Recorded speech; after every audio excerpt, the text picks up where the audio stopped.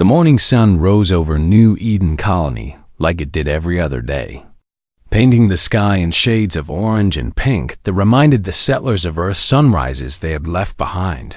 Years ago, New Eden was humanity's proudest achievement in the stars. A thriving colony built on the green moon of a distant planet called Kepler 442b. And it was home to 12,000 human souls who had traveled across the void to build a new future. Among those 12,000 were 2,000 children. And on this particular morning, most of them were walking through the gates of New Eden Academy, with backpacks on their shoulders and laughter on their lips. Sarah Mitchell, age 9, held her little brother Tommy's hand as they walked toward the school building. And she told him not to be nervous because his first day of school would be fun. "You will make so many friends," she said with a bright smile. "And I will be right here when school ends to take you home." Tommy nodded and squeezed his sister's hand tighter, his small fingers trembling just a little with excitement and fear mixed together.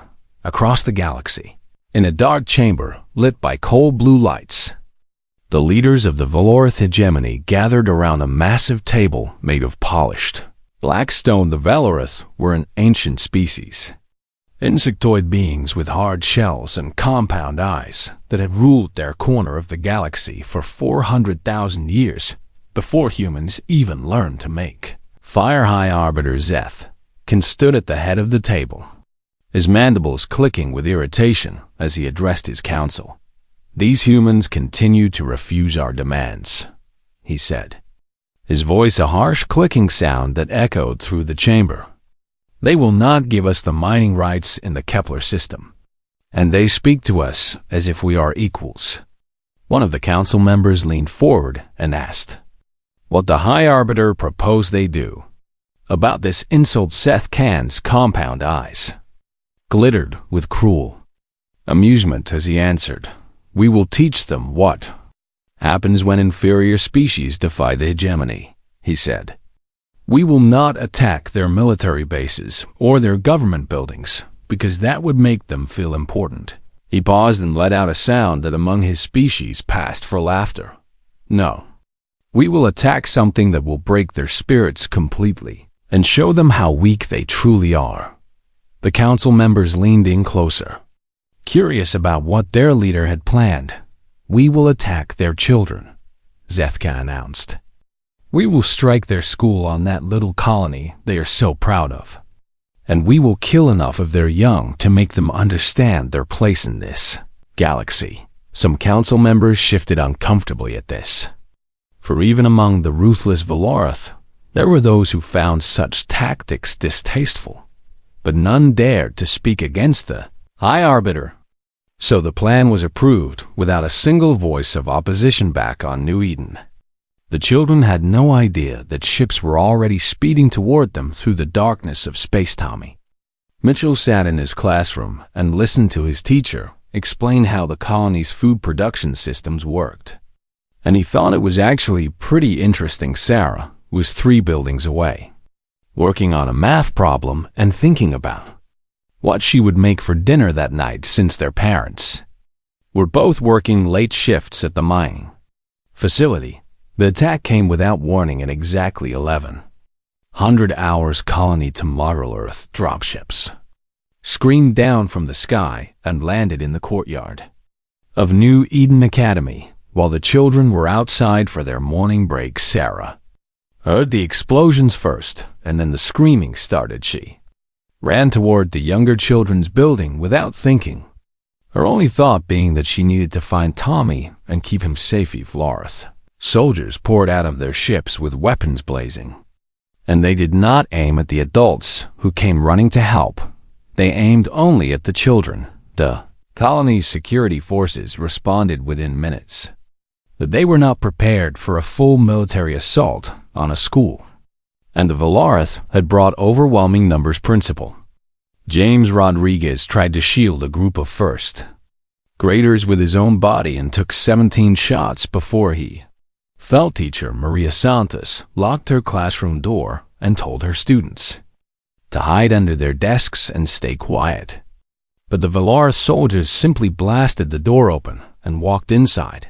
The massacre lasted exactly 17 minutes from start to finish. When it was over, 847 children lay dead in the halls and classrooms and playgrounds of New Eden Academy. Sarah Mitchell found her brother hiding in a storage closet, and she held him tight and told him to close his eyes and not look at anything as she carried him out through halls painted red with blood. But the Valarath were not finished before they left. They grabbed 200 children who were still alive and dragged them onto their ships as hostages. Tommy was torn from Sarah's arms by a Valarath soldier, who struck her so hard she flew backward and hit a wall. "Tommy!" she screamed as she watched them carry her brother away. "Tommy, I will find you. I promise." The dropships lifted off and vanished into the sky, leaving behind a scene of horror that would be burned into human memory forever. The Valarath transmitted footage of the attack to every corner of the galaxy, including Earth, along with a message from High Arbiter Zefkin. "Humans," his recorded voice said, "you have seen what we do to those who defy us. And now we hold 200 of your young in our custody as a reminder of your weakness." He clicked his mandibles in that horrible laughing sound again. "Surrender the mining rights in the Kepler system and accept your place as a lesser species under our protection, or we will kill these hostages one by one until you learn obedience on Earth." In homes and offices and government buildings across the planet, humans watched the footage in silence. They saw their children murdered in their schools. They saw the terrified faces of the young ones being dragged away as hostages. They heard the alien warlord laugh at their pain and demand their surrender, and something ancient and terrible woke up inside humanity, something that had slept since the days when humans were prey on the African savanna and had to protect their young from predators with nothing but stones and fire. The Valarath had made many mistakes in their 400,000 years of existence, but this was the worst one they would ever make. They had harmed human children, and they had no idea what that meant. Admiral Helena Vance stood in the command center of United Earth Naval Headquarters, surrounded by the most powerful military leaders on the planet, and all of them watched the footage from New Eden in complete silence. No one cried, no one screamed, no one said a single word. Helena had served in the military for 35 years and had seen things that would break most people. But watching those children fall one by one made something inside her chest turn to ice. When the footage ended, she turned to look at the faces around her and saw the same expression on every single one of them. It was not grief or fear or shock. It was something far older and far more dangerous. It was the look of predators who had just watched their young be slaughtered, and who had now decided that nothing else mattered except making the ones responsible pay. Defense Minister Marcus Cole broke the silence first, and his voice was so calm and so cold that it made the temperature in the room seem to drop.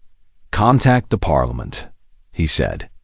"Tell them we need an emergency session within the hour." Helena nodded and added her own order.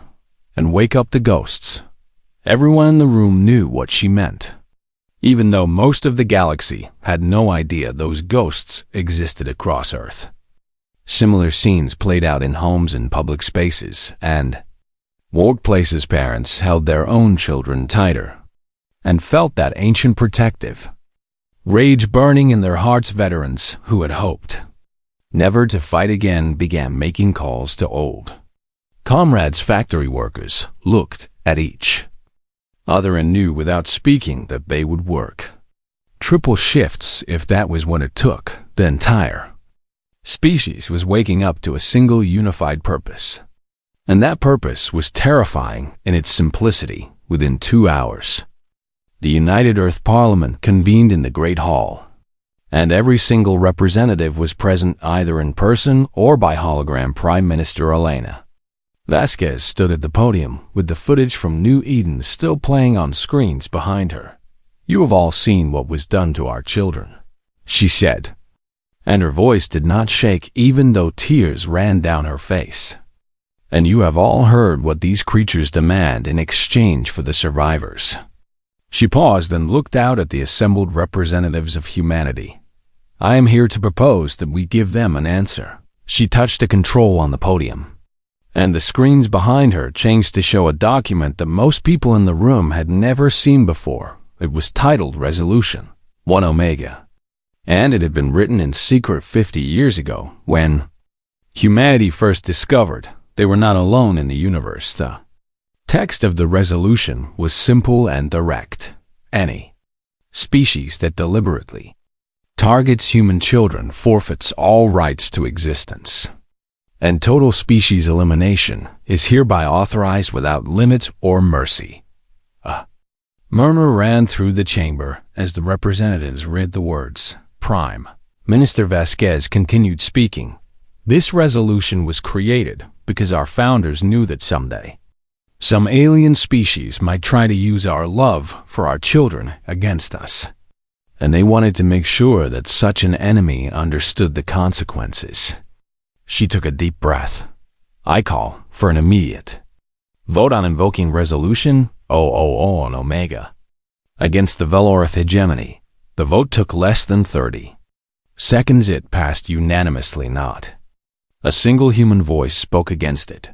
Defense Minister Cole immediately took the podium to announce the military implications.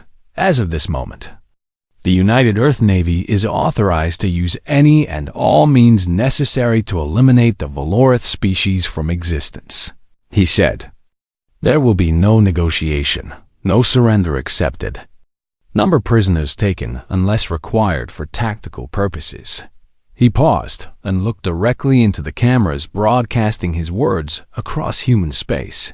"To our people on every world and station and ship, I say this: do your duty, protect our children, and show the galaxy what happens when you wake the sleeping giant." Admiral Vance was already walking toward the door before the speech ended, her mind racing through the preparations that needed to be made. The Velorith had 400,000 years of military experience and controlled hundreds of star systems. Humanity had been in space for barely 2 centuries and controlled fewer than 50 worlds on paper. This should have been an impossible war for humanity to win, but the Velorith did not know about the Black Fleet. They did not know about the weapons humanity had built in secret, hidden in the dark spaces between stars where no one ever looked. They did not know that humans had spent every moment since first contact preparing for the possibility that they might need to fight a war of extinction. 3 hours after the vote, a single transmission was sent from Earth to the Velorith hegemony. Ambassador David Chun delivered the message with a face as cold and hard as stone. "This is humanity's response to your demands," he said. "Return our children unharmed within 72 hours. He leaned forward slightly, and his eyes seemed to burn with an inner fire. "There will be no negotiation. There will be no second warning, and there will be no mercy." The transmission ended on Velorith Prime. High Arbiter Zeth Khan watched the human ambassador's message and burst into that horrible clicking laughter. "Do you see?" he said to his council. "They threaten us with their tiny fleet and their primitive weapons, as if they could ever challenge the might of the hegemony." He waved a limb dismissively. "Let them have their 72 hours of foolish pride, and then we will execute the hostages one by one until they learn to beg." The council members laughed along with their leader, confident in their superiority. After all, the Velorith had ruled their domain for 400 millennia. What could these young mammals possibly do to threaten such an ancient and powerful civilization? They would learn the answer soon enough in the asteroid belt of the Sol system, deep inside a hollowed-out rock that appeared on no star chart.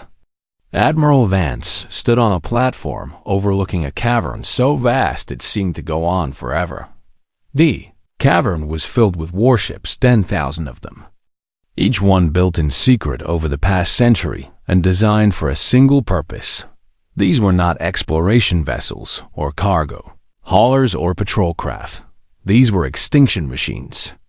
Pure and simple, they were painted the color of the void itself and carried weapons that had never been used but had been tested 1,000 times in simulation. The Black Fleet had been humanity's darkest secret and greatest insurance policy.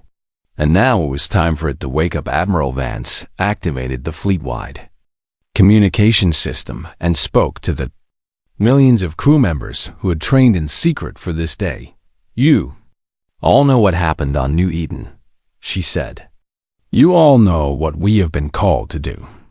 She looked down at the endless rows of deadly ships and felt a grim satisfaction in her heart. They thought we were prey because we show love to our children and kindness to strangers. But today, we teach the galaxy the truth. Her voice rose with cold fury. Our love does not make us weak. It makes us the most dangerous thing in the universe, because there is nothing we will not do to protect the ones we love. She raised her fist. Black Fleet, it is time to hunt. Across the cavern, 10,000 ships began to power up their engines, and the hum of their awakening sounded like the growl of some massive beast finally roused from sleep. The Valorith wanted to see what humanity was truly capable of. They were about to find out. The Black Fleet emerged from the darkness of space like a tide of death sweeping across the stars. 10,000 warships moving in perfect formation toward Valorith territory. Admiral Helena Vance stood on the bridge of the flagship, a massive vessel named the Wrath of Innocence, and watched the stars stretch into lines as the fleet entered, faster than light travel. But even as the main fleet moved toward war, a smaller mission was already underway deep behind enemy lines. A single stealth ship carrying 30 soldiers crept through Valorith space without making a sound. These soldiers were called the Reapers, and they were the most elite special operations unit humanity had ever created. Their leader was Commander James Stone, a man with gray eyes that showed no emotion and a reputation for accomplishing missions that everyone else called impossible. His team had one objective: rescue the 200 children being held hostage on Valorith. Prime before the main assault began, 30 minutes to the drop zone, the pilot announced over the intercom. Commander Stone looked at his team and saw the determination in their eyes. Many of them were parents themselves, and they had all watched the footage from New Eden. They would die 1,000 times over before they let those children remain in Valorith hands. "Listen up," Stone said, his voice calm and steady. "We are going into the heart of the enemy capital to extract 200 kids from the most heavily guarded facility on the planet." He pulled up a holographic map of the target building. "Intelligence says the children are being held in the lower levels of this complex, guarded by approximately 500 Valorith soldiers." One of his team members, a woman named Sergeant Maya Torres, let out a low whistle. 30 against 500, Commander?" Stone looked at her with those cold gray eyes. 30 humans against 500 bugs who just murdered our kids, he corrected.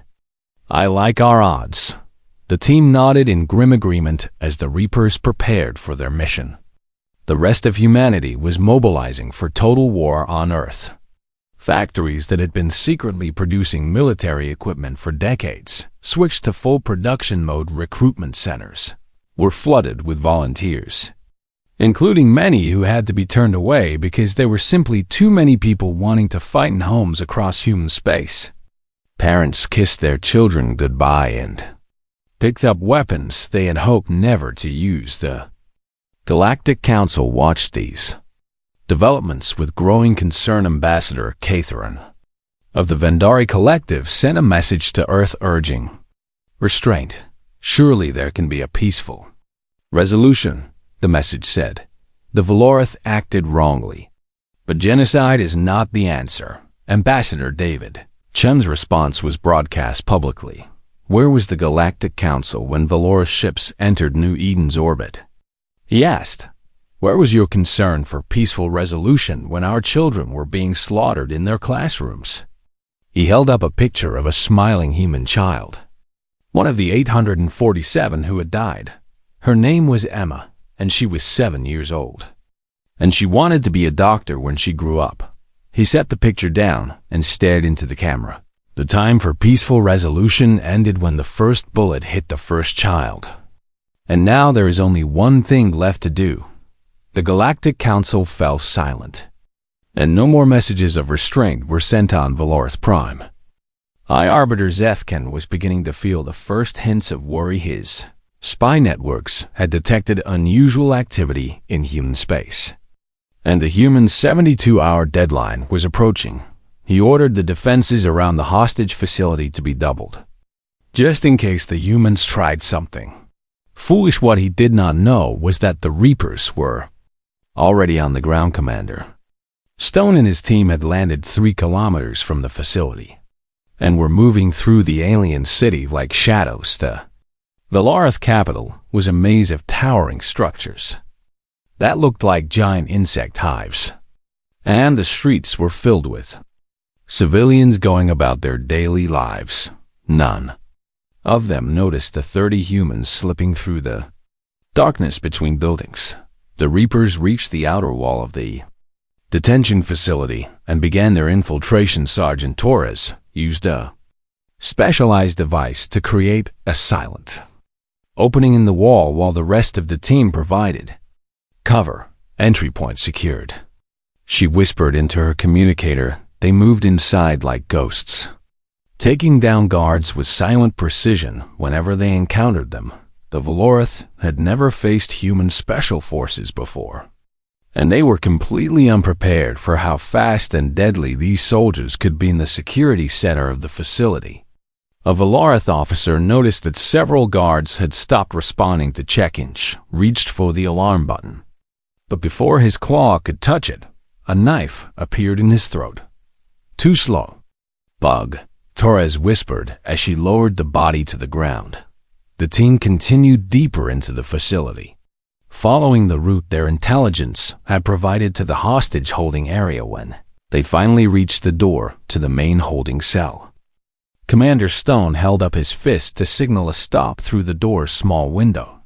He could see them, 200 human children huddled together in a large room, surrounded by armed guards. Some of the children were crying, and others were sitting in shocked silence. The smallest ones were being held and comforted by the older children. Stone felt something hot and dangerous rise up in his chest as he looked at those scared young faces. Breach on my mark, he said quietly. Protect the children at all costs. His team nodded. 3, 2, 1, mark. The door exploded inward, and the Reapers poured through like avenging angels. Valorth guards barely had time to raise their weapons before they were cut down by precise fire from soldiers who had trained for this moment their entire careers in less than 60 seconds. Every guard in the room was dead, and the children were staring at their rescuers with wide eyes. We are here to take you home, Stone said, his voice softening for the first time since the mission began. A little boy stepped forward, his face dirty with tears, and Stone recognized him from the mission briefing. Tommy Mitchell, age 6, brother of Sarah Mitchell, who had survived the attack on New Eden. Are you really going to take us home? Tommy asked in a small voice. Stone knelt down to look the boy in the eyes. Yes, we are. And no one is ever going to hurt you again. Tommy threw his arms around the commander's neck and held on tight. My sister said she would find me, he whispered. She promised. Stone stood up with the boy in his arms and gave the order to move out. Let us make sure she can keep that promise. The extraction was not clean. Alarms began to wail as the Reapers led the children toward the extraction point, and Valorth reinforcements came pouring in from every direction.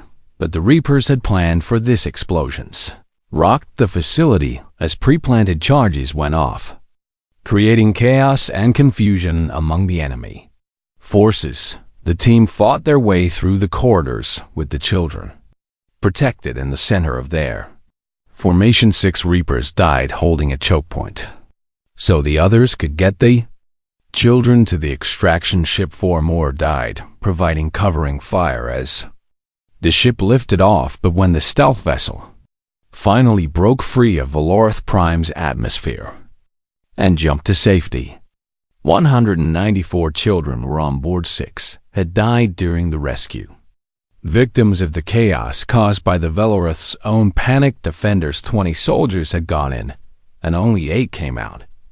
But they had accomplished their mission, and they had done something else as well.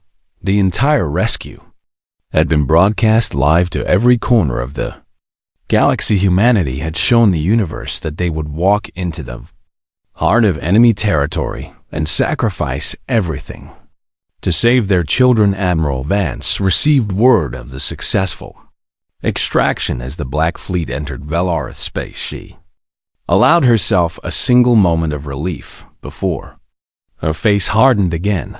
"The children are safe," she announced to her crew. "Now we finish this." The first Valorith world was only hours away. The reckoning had begun. The first Valorith world to fall was a colony called Krethis 7, home to 50 million of the insectoid species. The Black Fleet dropped out of faster-than-light travel at the edge of the system, and for a moment, the Valorith defenders thought they might have a chance.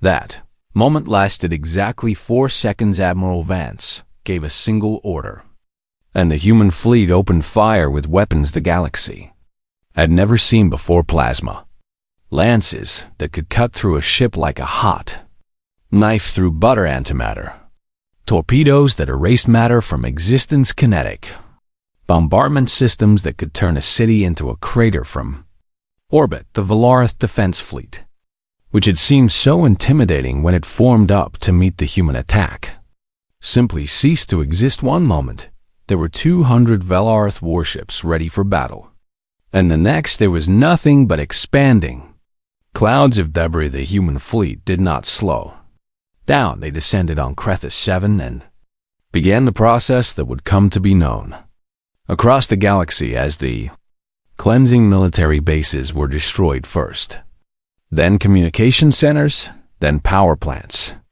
then transportation networks. When the orbital bombardment was complete, ground forces landed to eliminate any remaining resistance. The Valorith on Krethis 7 tried to surrender, but their pleas were ignored. "No mercy was shown to our children," Admiral Vance said when her officers asked about prisoners. "No mercy will be given in return." The entire operation took less than 18 hours when it was over. Krethis 7 was a dead world, and the Black Fleet was already moving toward its next target. News of the destruction spread through the galaxy like wildfires. The Galactic Council convened an emergency session, and dozens of species sent desperate messages to Earth begging humanity to stop. Ambassador David Chun attended the session by hologram, and he sat in silence as speaker after speaker condemned humanity's actions. Finally, the council president, a tall being from a species called the Korvax, addressed him directly. "Ambassador Chun, the Galactic Council demands that humanity cease its campaign of genocide against the Valorith immediately." Chun looked at the president with empty eyes. "Demands?"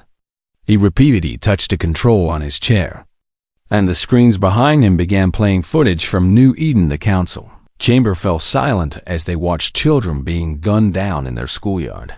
"You watch this happen," Chun said, his voice barely above a whisper. "You receive Valorith broadcasts showing them murder our children, and you did nothing." He stood up from his chair. "You called it a regional dispute. You suggested we negotiate. You offered to mediate. And all the while our babies lay dead in their classrooms." His voice rose with cold fury. "So now you will watch us end the species that did this. And you will do nothing. And when it is over, you will remember what happens when you harm human children." He cut the transmission without waiting for a response. The Black Fleet continued its advance of Valorith world after Valorith world fell to the human onslaught, and nothing the hegemony tried could stop it. They sent their largest battle fleets. And the humans destroyed them. They fortified their colonies. And the humans bombed them from orbit until nothing moved. They tried to negotiate. And their envoys were told there would be no negotiation. High Arbiter Zeth Khan watched his empire crumble with growing terror. He had ruled the hegemony for 300 years. And in that time, he had crushed dozens of rebellions and conquered countless worlds. He had never faced an enemy like this. The humans fought with a cold, systematic efficiency that was somehow more terrifying than any berserker rage. They did not gloat or boast or make demands. They simply arrived at a Valorith world, destroyed everything there, and moved on to the next one. They are not waging war, one of Zeth Khan's generals said after watching the destruction of another colony. They are performing an execution. The High Arbiter knew his general was right. He had awakened something in the humans that could not be stopped by weapons or diplomacy or anything else. Had given them a reason to hate that would never fade. And now they were channeling that hate into the complete annihilation of his species. 3 months into the campaign, Zeth Khan made a desperate broadcast to the galaxy. "We surrender," he screamed into the camera, his mandibles clicking with fear. "We give the humans whatever they want. We return all territory. We pay any reparations, just make them stop." Admiral Vance received the broadcast on the bridge. Of the wrath of innocence, she watched the alien warlord who had ordered the deaths of 847 children beg for mercy on his knees. Then she deleted the message and ordered the fleet to continue on Earth. Some people began to question whether humanity was going too far. A small group of protesters gathered outside the Parliament building with signs calling for peace and forgiveness. Prime Minister Vasquez addressed them in a public speech. "I understand your concerns," she said, "and I share your hope that humanity can be better than this." She paused and looked at the crowd with tired eyes. "But I also remember the names of every child who died on New Eden. And I have spoken to their parents, and I have seen the empty places at dinner tables where sons and daughters used to sit." Her voice hardened. "The Valorith made a choice when they targeted our children. And that choice has consequences that cannot be undone by apology or surrender." She stepped back from the podium. "This will end when every Valorith who supported that choice is gone. And not one moment before." The protests faded away 6 months after the cleansing began. The Black Fleet arrived at Valorith Prime. The homeworld of the hegemony was heavily defended, with thousands of ships and orbital stations surrounding it like a shell.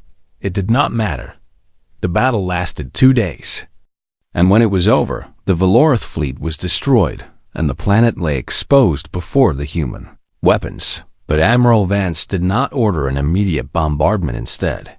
She sent down a single shuttle carrying a team of soldiers with orders to capture High Arbiter Zeth Khan alive. The soldiers found him hiding in a bunker beneath his palace, surrounded by his personal guards. The guards died quickly. Zeth Khan was brought before Admiral Vance in chains, his compound eyes wide with terror. "Do you know why you are still alive?" she asked him. The alien shook his head, unable to speak. "Because you are going to watch," she said. "You are going to watch your homeworld burn. And then you are going to watch every remaining Valorith colony die. And only when your species is completely extinct will you be allowed to follow them." Zeth Khan fell to his knees and begged. "Please." He clicked. "I will do anything, give you anything. Just spare my people." Vance looked at him with eyes that held no mercy. "Where was this compassion when you ordered the attack on our school?" she asked. "Where was this willingness to negotiate when your soldiers were murdering our children?" She turned away from him. "You taught us that mercy is weakness, Arbiter, and we learned that lesson well." She gave the order. And the bombardment of Valorith Prime began. Zeth Khan was forced to watch as his homeworld was systematically destroyed. As the cities his ancestors had built over 400,000 years were reduced to ash. As the oceans boiled and the atmosphere burned, by the time it was over, there was nothing left but a lifeless rock orbiting a distant star, and still the cleansing continued every colony, every outpost, every ship that carried Valorith. Life was hunted down and destroyed breeding pools were. Sterilized genetic samples stored in vaults were. Incinerated records of Valorith history and culture were erased when the last Valorith died 8 months after the cleansing began. High Arbiter Zefkin was executed by firing squad on the anniversary of the New Eden massacre. His final words were a plea for forgiveness that no one heard. The Valorith hegemony, which had existed for 400,000 years, was gone, and the galaxy looked upon humanity with a new understanding in their eyes. 1 year after the end of the cleansing, a memorial ceremony was held on New Eden. The colony had rebuilt itself in the months since the massacre, and new families had arrived to fill the empty homes and restart the interrupted lives. But some things could never be replaced. The Monument of Innocence stood in the center of what had once been the New Eden Academy grounds. 847 pillars of white marble arranged in concentric circles around a central flame that would burn forever. Each pillar bore the name, age, an image of a child who had died that terrible day. Admiral Helena Vance walked slowly through the monument, stopping at each pillar to place a single white flower at its base. She had done this every day since the monument was completed, and she would continue doing it until the day she died. When she reached the center of the monument, she stood before the eternal flame and spoke the words that had become humanity's promise. "We remember you," she said. "We will always remember you, and we will never let this happen again." Behind her, thousands of people had gathered to witness the first anniversary memorial. Among them were the families of the children who had died, and the families of the soldiers who had given their lives in the rescue mission, and ordinary humans who simply needed to be here on this day. Prime Minister Vasquez delivered the memorial address. 1 year ago, we faced the darkest moment in human history, she said. An enemy came to our home and murdered our children, thinking that this would break us. She looked out at the crowd with fierce pride. They were wrong. Her voice rose. Instead of breaking us, they united us in a way we had never been united before. And they learned what every species in this galaxy should know. Humans will sacrifice everything, endure anything, and fight anyone to protect our young. She gestured to the monument behind her. These children did not die in vain, because their deaths taught the universe a lesson that will never be forgotten. On the other side of the galaxy, that lesson was being discussed in the chambers of the Galactic Council. The Council had been in turmoil since the cleansing ended, with different species arguing about how to respond to what humanity had done. Some called for sanctions against Earth, demanding that humans be punished for their act of genocide. But every time this proposal was raised, someone would remind the Council of what had happened to the Valorith when they tried to punish humanity, and the proposal would be quietly dropped. Ambassador David Chen addressed the Council for the first time since the cleansing ended, and the chamber fell completely silent as he walked to the speaker's platform. "I know many of you fear us now," he said. "I know you look at what we did to the Valorith and wonder if your species might be next." He paused and let that fear sink in. "Let me make something very clear. Humanity did not want this war, and we did not seek to dominate or conquer anyone." He held up his hands. "We came to the stars with open hands, ready to trade and learn and grow alongside other species. And that is still what we want." His expression hardened. "But we also carry within us the memory of every ancestor who fought and died to protect the next generation. And that instinct cannot be negotiated away or bred out of us." We looked around the chamber at the assembled alien delegates. "Our children are not leverage to be used against us. They are not targets for those who want to teach us lessons. They are the line that must never be crossed. He stepped closer to the podium. The Valoroth crossed that line. And now they exist only as a warning to anyone who might consider doing the same. He straightened his posture and spoke his final words with absolute conviction. Let them be the last. The council chamber remained silent for a long moment after he finished, and the Korvax president rose and spoke. The Galactic Council recognizes the right of all species to protect their young, she said carefully. And we acknowledge that the Valoroth's actions against human children were a crime of the highest order. She paused and seemed to struggle with her next words. We also recognize that humanity's response, while extreme, arose from the deepest instincts of a species that loves its children more than it fears death. She looked directly at Ambassador Chun. From this day forward, let it be known throughout the galaxy that there is a line that must never be crossed. And that line is clearly marked. This declaration became known as the human axiom, and it spread to every corner of the galaxy within. Weak species that had never even met humans began teaching their children about the terrible fate of the Valoroth and the lesson it taught trade. Delegations to human space increased, but always with a new note of careful respect in their dealings, and not a single species, no matter how powerful or ancient, ever considered targeting human children again. 50 years passed on a world far from Earth, in a small home in a peaceful city. A young alien child of the Tendori species sat with her parent watching the stars through a window. Why do we never go near that part of space? She asked, pointing toward the region where human territory lay. Her parent was quiet for a moment, considering how to explain something so vast and terrible to a child, because the species that live there, the humans, are different from us. She finally said. The child tilted her head curiously. Different how? Her parent looked toward the distant stars and remembered the stories she had been told as a child. Stories passed down from the generation that had witnessed the cleansing. Humans love their children the way a fire loves to burn, she said. It is not just an emotion for them. It is the core of their being, the thing that defines everything they are. She gathered her own child into her arms. Long ago, another species hurt their children, and the humans destroyed that species so completely that nothing remains of them but stories. The child's eyes went wide. All of them? Every single one, her parent confirmed.